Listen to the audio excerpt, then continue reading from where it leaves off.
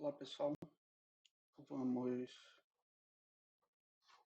começar o próximo tópico do nosso curso, que são as medidas em cima da amostra, ou seja, nossas estatísticas. Nós vamos ver alguns tipos de medidas e começando hoje pelas medidas de centralidade, quer dizer, nesse vídeo sobre medidas de centralidade e ver como a gente extrai informação ou inferências sobre a população a partir dessas estatísticas, tá bom?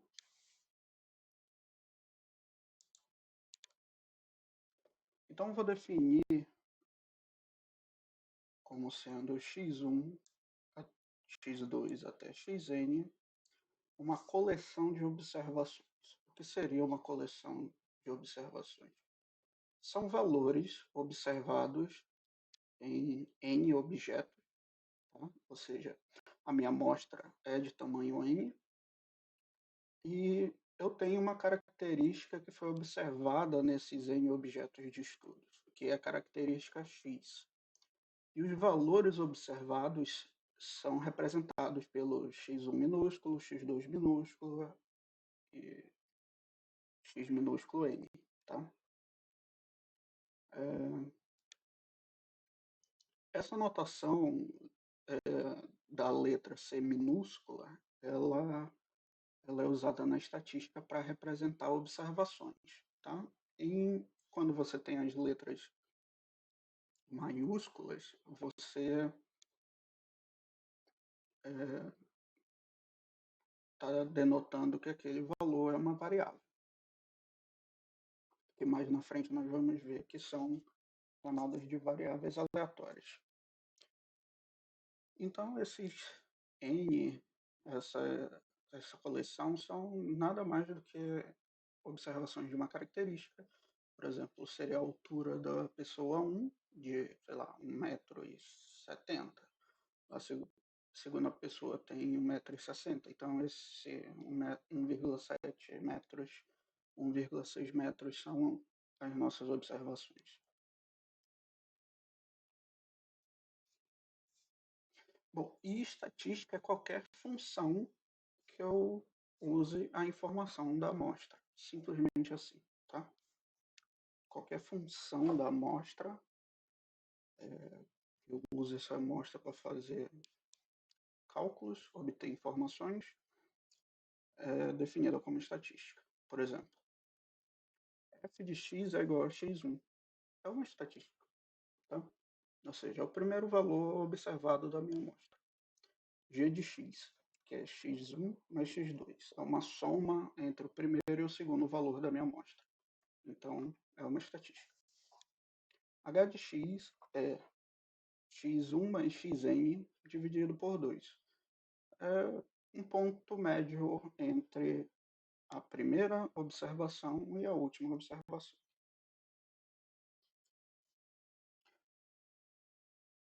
E nós vamos considerar que parâmetros são qualquer quantidade ou padrão de comportamento, qualquer informação relacionada à população. Tá? Bom, o que essas medidas fazem parte é chamado de medidas de resumo, que é a metodologia usada para sintetizar a informação que está nos dados para algo mais simples de explicar, né, de apresentar os dados, porque você não apresenta os dados da forma que você coletou, porque eles são o leitor não vai conseguir extrair informação dali. Então a gente usa as medidas de resumo para, como o próprio nome está sugerindo, resumir, né, sintetizar as informações que estão contidas na amostra. Então são três as principais, que é as medidas de centralidade, que é o objetivo da aula de hoje. Como o próprio nome sugere, ela indica o valor central da amostra. Dispersão, como eu o nome também sugere, é, o grau de afastamento entre as variáveis, né, o grau de variabilidade, ou mesmo uma medida de heterogeneidade entre as observações. Tá? Em geral, essa medida é feita em torno de um ponto médio, tá? De uma medida central. E as medidas de posição, na verdade, são particionamentos da amostra, onde esses particionamentos eles indicam algumas informações, alguns tipos de padrões ou comportamentos presentes na nossa amostra. A primeira medida que nós vamos ver, que também é a mais simples e a também mais popular, é a média aritmética. Ela é de facílima interpretação, tá? Por isso que ela é bastante usada. E a ideia central dela é você distribuir uniformemente toda a dispersão em torno dos dados, ou seja, todos os valores observados, você obtém um número uniforme para aquelas observações.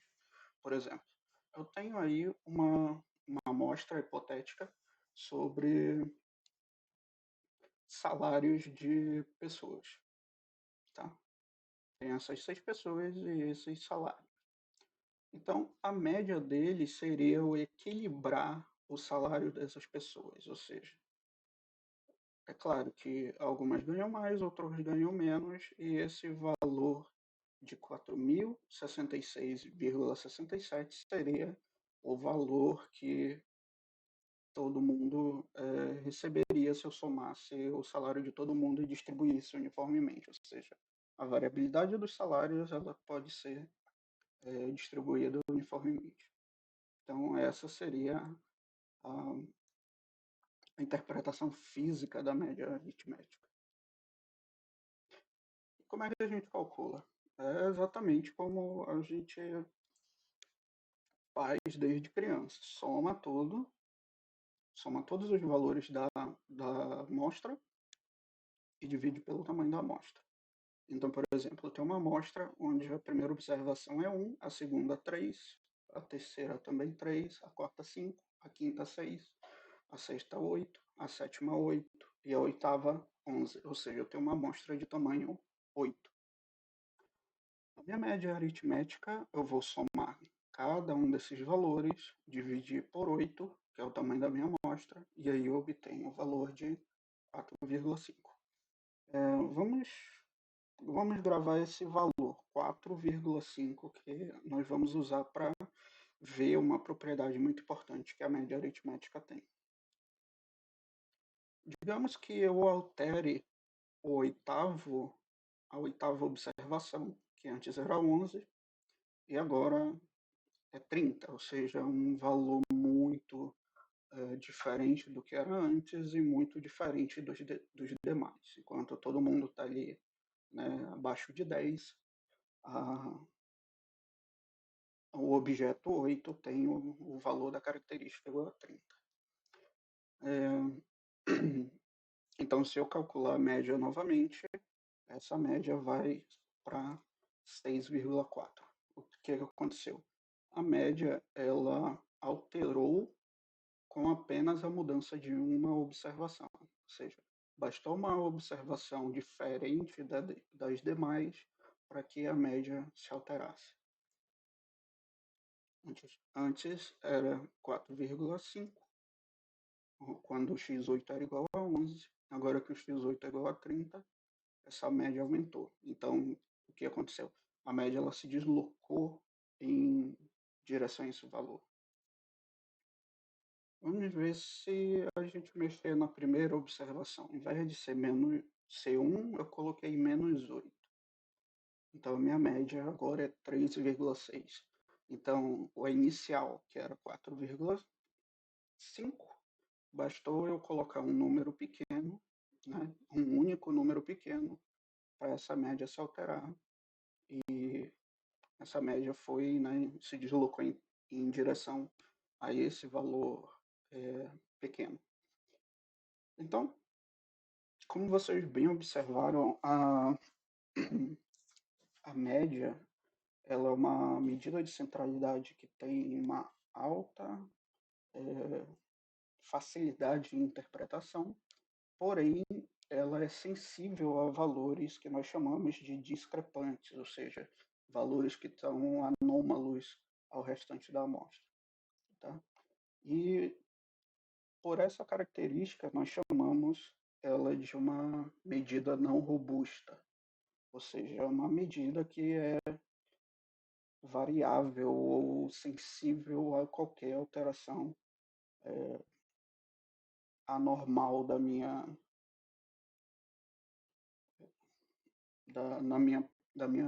amostra, tá? E isso é uma característica muito importante para a gente, porque se é uma medida sensível, a gente consegue medir se há esses valores discrepantes, né, ou comportamentos mais estranhos na amostra, por causa dessa característica dela de sensibilidade. Então, eu estou denominando aqui valores discrepantes ou valores extremos, tá?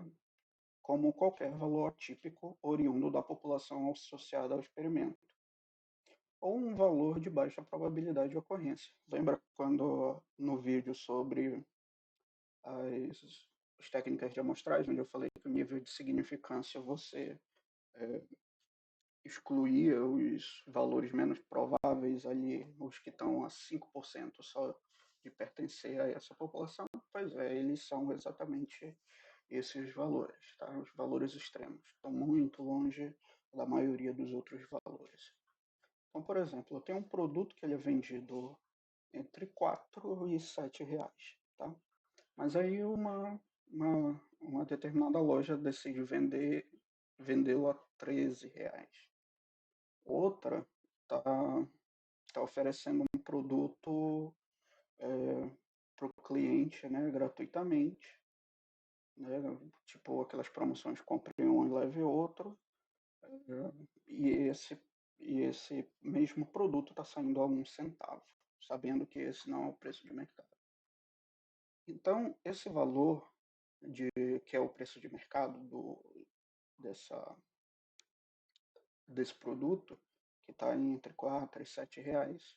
Então, esses valores 0,01, né, 1 centavo, ou 13 reais, são valores discrepantes, tá? São valores é, muito diferentes. É, é como se você, normalmente, você compra por aí um café simples por 2 reais, 4 reais, mas tem até a brincadeira de que se você toma café no aeroporto, você realmente é uma pessoa rica, porque lá é 13 reais. Então seria o caso, assim, todo lugar a gente compra esse produto por 4 ou 7, entre 4 e 7 reais. Mas tem alguns lugares que são mais caros, né, devido o ambiente e tal, então eles passam a ser muito mais caros. Nesse caso aí foi para 13 reais. Ou eles são muito baratos, porque são vendidos a grandes quantidades. É o caso do produto que está na promoção. E nós vamos chamar de outlier, tá? Qualquer valor que seja proveniente de erros não amostrais. Ou seja, esses valores extremos ou discrepantes, eles, eles ainda podem ser, mesmo que com uma probabilidade baixa, valores pertencentes a essa população, tá? Como é o caso ali dos 13 reais. Não é difícil encontrar aquele produto nesse valor.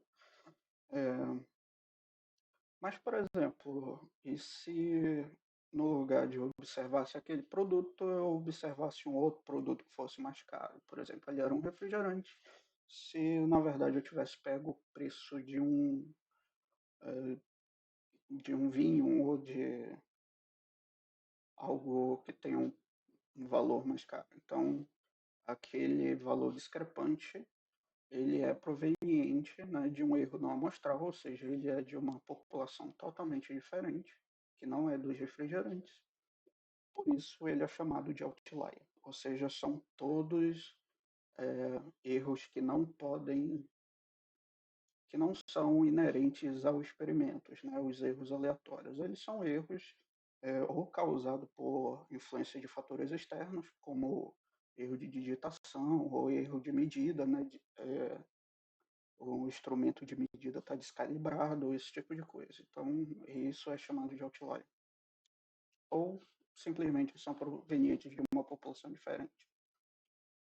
Então, no caso aqui, eu tenho uma população de refrigerantes, mas aí eu coloco uma outra bebida, onde o custo dela é R$ 100, então é claro que esse valor 100 é um outlier, tá? É um valor muito diferente, quer dizer, ele já é um valor discrepante, um valor extremo, mas a gente sabe que essa discrepância dele se dá porque ele é proveniente de outra população, ou seja, ele vem de uma população de bebidas alcoólicas e, esse valor está no meio de outro tipo de bebida, que seriam não alcoólicas. Tá? Pode ocorrer também erros de digitação, tá? A pessoa simplesmente errou a digitação. É bem comum você ver esse tipo de erro, por exemplo, se você entra em sites de e-commerce, você vê produtos de R$ 99.999 ou dólares, tá? Se você for em sites como a Amazon, por exemplo, é fácil encontrar alguns produtos que custam é, é, quase US$ 1 milhão, porque eles colocam um valor lá porque é, aquela página ainda vai ser trabalhada, né? Então, ou pode ser oriunda de um teste, então aquilo ali é um outlier, tá? Ele não faz parte de verdade do catálogo de venda. Outro, outra característica muito boa, muito importante da média é que ela é uma medida de previsão ou de estimativa muito boa, tá? Por exemplo, se você quiser fazer a previsão para qualquer que seja a variável, né? Por exemplo, eu quero fazer uma previsão para o valor do dólar amanhã. Basta observar os últimos valores aí de uma semana, ou 2 semanas, ou um mês, obter uma média disso, e esse valor, né, essa média vai ser uma das melhores previsões, tá? É claro que ela vai ter um erro, mas ela não vai ser exata, mas nós dizemos que essa média, ela no todo, assim, ela diminui essas distâncias entre a previsão e o verdadeiro valor, como, por exemplo, está no gráfico. Essa linha vermelha, desculpa, é a minha média, e essa linha laranja tracejada é a minha distância entre o valor, a previsão, que está em vermelho, e, e o verdadeiro valor, que é os pontos. Então, quanto maior essa distância, maior foi o erro. Quanto menor, menor foi o erro.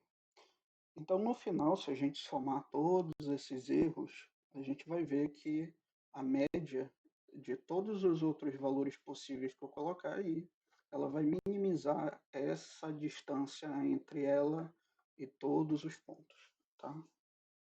Não significa que ela, de fato, é a melhor estimativa ou melhor previsão possível, mas ela é boa porque ela reduz, né, essa diferença entre esses desvios.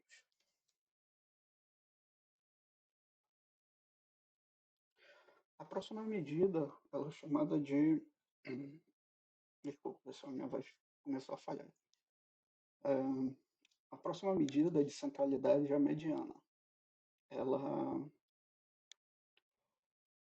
é uma medida igual às medidas de posição. Ela é uma medida de particionamento da nossa amostra. Então, ela funciona da seguinte forma: eu tenho 50% das minhas observações antes da mediana, ou seja, menores do que a mediana, e 50% das outras observações da amostra, elas são maiores do que a mediana. Por exemplo, se eu tivesse uma amostra de tamanho 200, 100 observações seriam menores do que a mediana e 100 observações seriam maiores do que a mediana. Então, a forma de se obter a mediana começa a partir de um conjunto que nós chamamos de rol, que basicamente eu tenho uma amostra, como essa daqui, e eu ordeno essa amostra, ou seja, eu coloco essa amostra numa sequência não decrescente, tá? Ou seja, o próximo valor é sempre maior ou igual ao anterior. E esses valores, que agora o índice está entre parênteses, eles são chamados de estatísticas de ordem. Então, elas são estatísticas em relação à ordenação desses dados. Então, significa que sempre o x de ordem 1 vai ser o mínimo que a gente vai observar na amostra. E o x de ordem n, ou seja, do tamanho da amostra, vai ser sempre o máximo observado. Tá? Essa é uma outro tipo de estatística que não está definida nesses três tipos, mas que também existe. Tá? Então, só para vocês verem que existem outros tipos de estatística bem diferentes do que a gente está vendo aqui. Tá, então como eu calculo a mediana? Ela tem duas formas de ser calculada. Uma é se o tamanho da amostra for ímpar. Então minha mediana, que está representando por MD, vai ser igual à estatística de ordem na ordem n mais 1 dividido por 2. Então, por exemplo, eu tenho o seguinte rol. Tem uma amostra de tamanho 7. Então, meu n é igual a 7. Então, n mais 1, 8 dividido por 2, 4. Então, é a minha estatística de ordem 4. Então, eu vejo aqui no meu rol quem é a estatística de ordem 4. É esse x igual a 5. Então, minha mediana é igual a 5. Percebam que para valores menores do que 5, eu tenho 3 observações. E para valores maiores do que 5, eu tenho também 3 observações. Tá? Agora, se o tamanho da amostra for A, aí a expressão já muda, porque eu vou ter um ponto médio entre duas estatísticas de ordem. A primeira estatística de ordem é na ordem n sobre 2, e a segunda estatística de ordem é na ordem n sobre 2 mais 1. Tá? Percebam que isso daqui é diferente da outra. A outra era n mais 1 dividido por 2. Essa não. É o n, você divide por 2 e depois soma com 1. Então, por exemplo, eu tenho uma amostra de tamanho 8 com esse rol. Então, meu n é igual a 8. Então, minha estatística de ordem aqui, n sobre 2 é 8 sobre 2, que vai ser a estatística de ordem 4. A outra estatística de ordem n sobre 2 mais 1, n é 8, dividido por 2, 4, mais 1, 5. Então, é a estatística de ordem 5. Então, o ponto médio entre essas duas observações, entre essas duas estatísticas de ordem, que é 5 mais 6, 11 dividido por 2, 5,5. Então, é um valor que fica entre esses x de ordem 4 e x de ordem 5. Então, percebam que antes do 5,5 eu tenho 4 observações e depois do 5 eu também tenho 4 observações. Então, significa que ele é a minha mediana. Eu tenho 50% antes e 50% depois do número de observações. Agora vamos ver a principal propriedade em relação à mediana. Eu tenho essa mesma amostra que acabamos de observar com esse rol. A mediana a gente já calculou, que é 5,5. Agora eu vou fazer a alteração, que eu vou pegar a última estatística de ordem, estatística de ordem 8, que antes era igual a 11, e agora eu vou fazê-la igual a 1000, tá? Igual como eu fiz lá com a média. Eu coloquei um valor discrepante para ver como é que a média se comportava. E usando o método, né, a definição de mediana, a gente recalcula essa amostra, a mediana dessa amostra, e ela continua sendo 5,5. Então, isso quer dizer que a mediana ela tem a característica oposta da média, ou seja, ela é uma medida robusta, ela não é sensível a valores extremos, né, que são os valores discrepantes, ou mesmo a outliers. Então, significa o seguinte: se eu tenho uma medida sensível a valores discrepantes e uma medida que não é sensível, então eu posso usar as duas para eu ter uma evidência sobre valores discrepantes na minha amostra ou não, né? Se eu tenho uma variável, se eu tenho uma medida que é a média, que é sensível aos valores extremos, e a mediana que não é, e a média for muito diferente da mediana, significa que eu tenho alguma coisa perturbando os meus dados, fazendo com que eles tenham um outro tipo de comportamento que não seja aquele que eu comentei em relação a ter um grau de afastamento da medida de centralidade proporcional, né? Que é bastante comum encontrar esse tipo de padrão na natureza. Tá? Em qualquer tipo de experimento é bem comum vocês encontrar esse tipo de comportamento. Até mesmo em, por exemplo, experimentos relacionados com partículas, você vê que o comportamento, né, de partículas, elas têm um comportamento parecido com esse, que a gente chama de comportamento normal ou gaussiano. Tá? Se possível, procurem aí na internet sobre, assim, curva da normal, experimento gaussiano, que vocês vão ver como é esse tipo de comportamento, que ele é bastante interessante.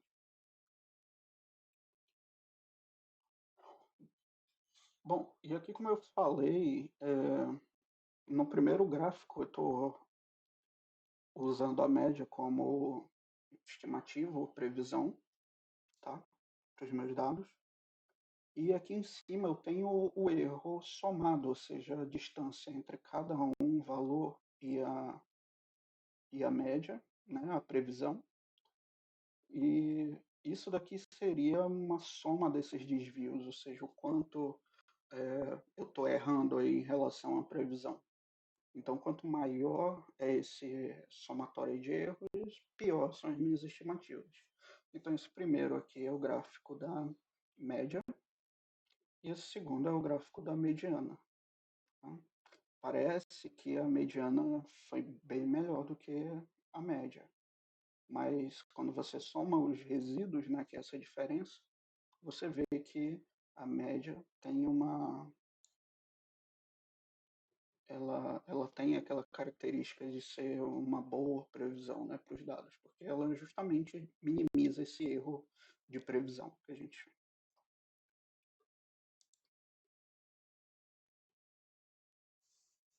Tá, então, como eu falei, se eu tenho uma medida que é a média, que é sensível a valores discrepantes e a mediana não é, então a gente faz uma comparação entre as duas para detectar, né, indícios de valores discrepantes ou outliers. Então, o comportamento que eu estava falando ainda agora da Gaussiana é parecido com esse gráfico que vocês estão vendo, tá? Como se fosse um sino assim. é, como se tivesse um formato de sino, tá? E, por exemplo, essa amostra que eu obtive, ela tem esse tipo de comportamento, onde os dados estão muito centralizados, né, aglomerados ali nos valores centrais e eles não se dispersam muito, ou seja, eles não se afastam muito desse tipo, desse valor central. Então, o que que acontece? Você tem a média, um valor muito próximo da mediana, tá? Então, por, pela propriedade da média ser sensível, se ela está próxima à mediana, significa que eu não tenho esses comportamentos, né, de outliers ou valores extremos.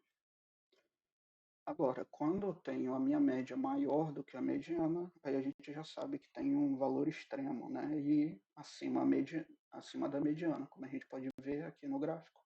Eu tenho uma observação muito maior do que as demais, por isso a minha média vai em direção a esse valor.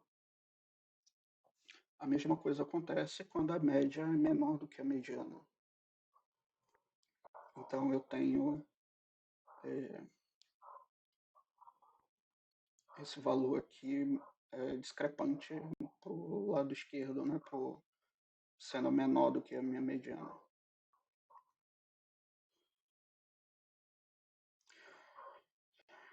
Outra característica que a gente observa em relação à média e à mediana é a possibilidade da existência de grupos, ou seja, partições da minha população. Por exemplo, na aula passada a gente falou de uma financeira que tinha um grupo de pessoas inadimplentes e outras regularizadas. Então é esperado que esses dois grupos tenham comportamentos distintos. Tá? Então, quando a média ela diferente da mediana, ela também pode indicar esse tipo de comportamento nos dados. Tá? Os dados têm esse comportamento de grupos. Tá? Não só outliers ou valores externos, mas também pode ser grupos. Mas os grupos eles são complicados de você analisar somente por média e mediana, porque você pode ter grupos bem balanceados, ou seja, eu tenho grupos com a mesma quantidade de indivíduos, de objetos, então acaba que a minha média é muito próxima da mediana e aí fica difícil a gente detectar grupos por meio desse tipo de análise. Tá? A gente precisa de outros indicadores. Até mesmo para os outliers, a gente precisa de outros indicadores para conseguir detectar alguma coisa. Outra característica muito importante é a simetria. Tá? Essa figura que eu estava comentando para vocês, que é parecido com aqueles sinos de igreja, se você cortá-lo na mediana, assim você tem os dois lados iguais, ou seja, você tem uma simetria bilateral entre os dois indivíduos, os dois lados do sino. Imagine, por exemplo, eu tenho uma esfera perfeita, né? Ou um globo ali, e se eu parti-lo ao meio, eu vou ter, ali na mediana, eu vou ter exatamente as duas partes iguais. Tá?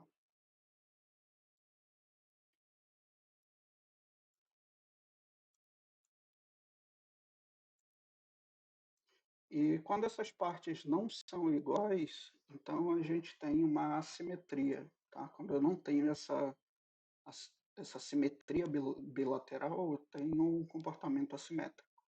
Então, justamente quando eu tenho essa propriedade, a, a média ela tende a seguir conforme os valores vão ficando assimétricos. Até porque quando eu tenho uma assimetria os valores eles tendem a se afastar mais da média do que os valores do outro lado da parte. Por exemplo, eu tenho esse gráfico aqui ele é um gráfico simétrico. Minha média e mediana são valores muito próximos. Agora aqui não, eu tenho a minha média é muito maior do que a mediana, tá? A minha mediana está por aqui, ó, 6, bem aqui assim. Não sei se dá para ver.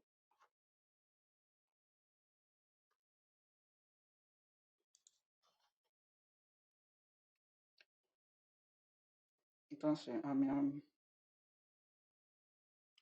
mediana está aqui, 6,7. A minha média já é um valor aqui próximo do 10, né, que é 8,06. Então ele se afasta, a média se afastou da mediana por causa que esses valores aqui da simetria à direita, né, ela são valores muito mais dispersos em relação a uma medida central, que é a grande maioria dos dados que está aqui, eles apresentam, né? Então, esses valores são muito maiores do que a grande maioria. Então, por isso que a média vai em direção a isso. Então, assim, em via de regra, se a média for maior do que a mediana, a gente tem uma provável simetria positiva, tá? Por que eu estou falando provável? Porque essa comparação entre média e mediana pode ser três coisas. Pode ser oriunda de um valor extremo ou outlier, pode ser oriundo de um comportamento de grupos, ou pode ser oriundo de um comportamento é, assimétrico. Tá? Então, por isso que sempre ah, as conclusões que nós tiramos são indícios, tá? Não são verdades absolutas, são indícios, porque a gente está aqui fazendo conjecturas em relação à amostra e essas conjecturas são, são inferências, né, para a população. Então, nesse caso, a gente tem uma provável assimetria, que a gente chama de positiva, que é quando a média é maior do que a mediana. É, que é um provável comportamento da população. Tá? Então, quando a média ela tem o comportamento oposto, que é o comportamento de ser muito menor, então a gente diz que tem um comportamento simétrico negativo, ou à esquerda, tá? Se você preferir falar uma simetria à direita, que é esse caso, ou simetria à esquerda, que é esse caso. Mas o correto é a simetria positiva e a simetria negativa. O que está errado, tá? Não é simétrico, é assimétrico, igual como está escrito aqui. Então, uma provável assimetria negativa.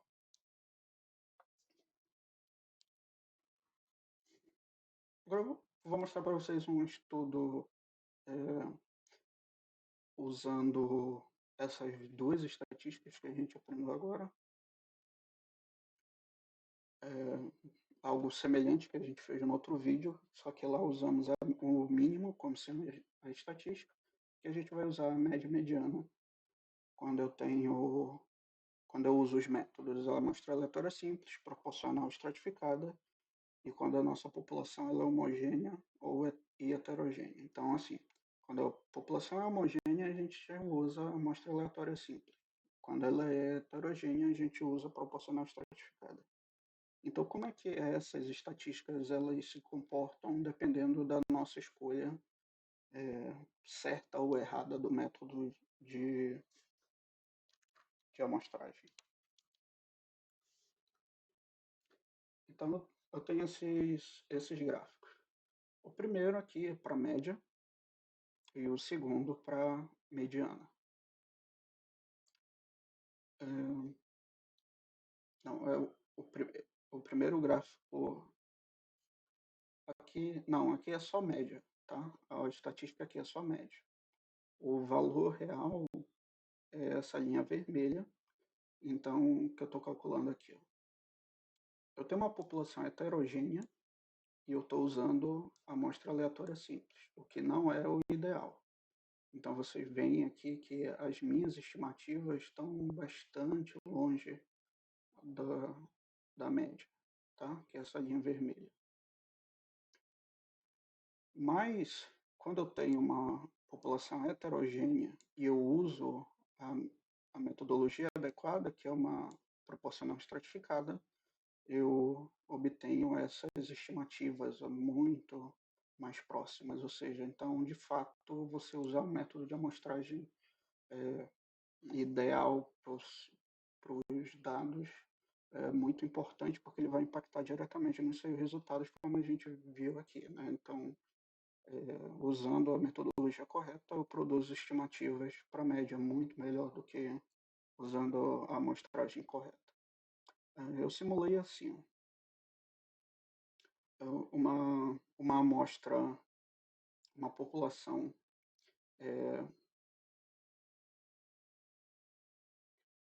uma população de tamanho 10.000, que é aqueles scores lá que nós estávamos falando da financeira,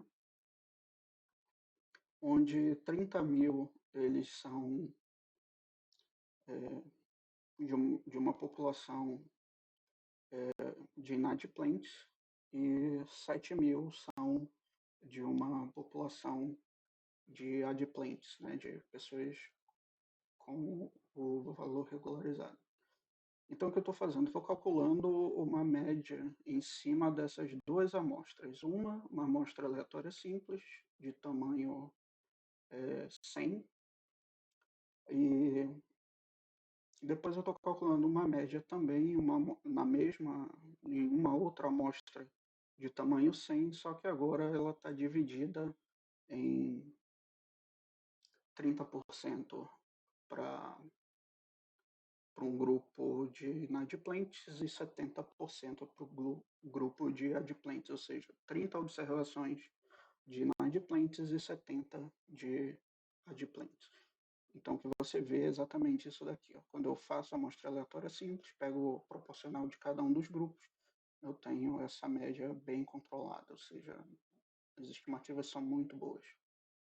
Tá? Percebo que os gráficos estão na mesma escala, então a gente pode compará-los, né? Tem a mesma média, tá? Isso para uma população heterogênea. Agora eu tenho uma população homogênea, que é esse caso. Eu fiz com dados simulados, uma população totalmente homogênea, e eu fiz esse processo de amostragem aleatória simples e amostragem aleatória estratificada. Então, o que aconteceu? Não teve diferença nenhuma, tá? Como a população é homogênea, não teve diferença eu aplicar uma proporcional estratificada. Então, nesse caso, para populações homogêneas, tanto faz proporcional estratificada quanto aleatória simples, eu vou obter boas estimativas. Tá? Somente no caso de uma população heterogênea que eu vou ter essa distinção. Então, você viu aí que a média, quando você usa a técnica de amostragem correta, ela produz boas estimativas para a população.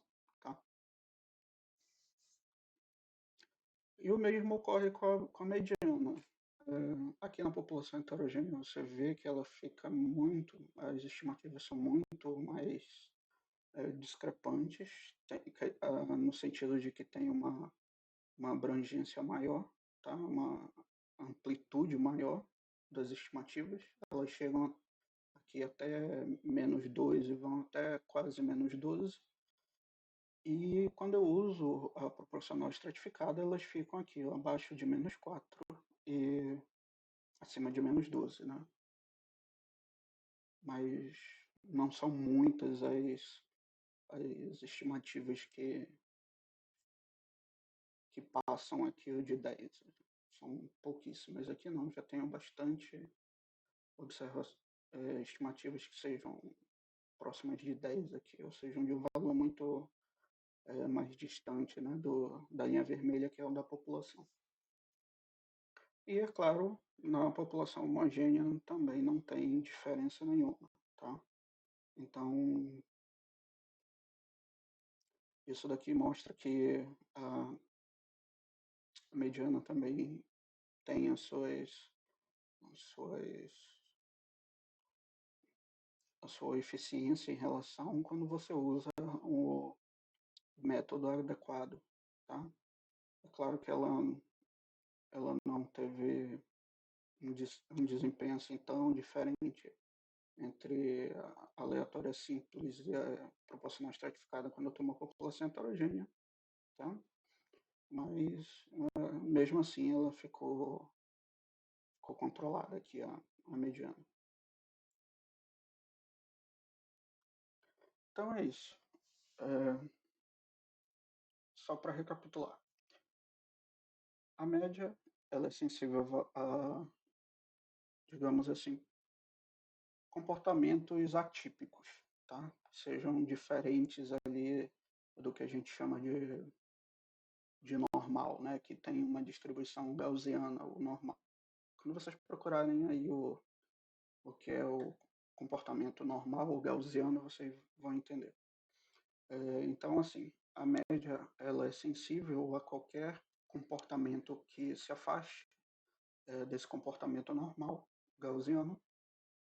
E a mediana não, ela é uma medida de fato mais robusta em relação a, a esses fenômenos, tá? E esses fenômenos eles podem ser três, basicamente, que é presença de outliers ou de valores extremos, tá? A gente viu que eles são coisas distintas, tá? Nem todo valor extremo é um outlier, é, e nem todo outlier é de fato um valor extremo, tá? Mas pode ocorrer esses dois. Outro, que é a presença de grupos, ou seja, a minha população ela tem uma divisão natural e, e a questão de simetria e assimetria. Então, meus dados eles podem ser simétricos, se a média for igual à mediana, e assimétricos se a média for diferente da mediana, tá? Então, esse tipo de comportamento, eles implicam diretamente no como a gente enxerga a, os resultados obtidos de um experimento, tá bom? Então, essa aula termina aqui.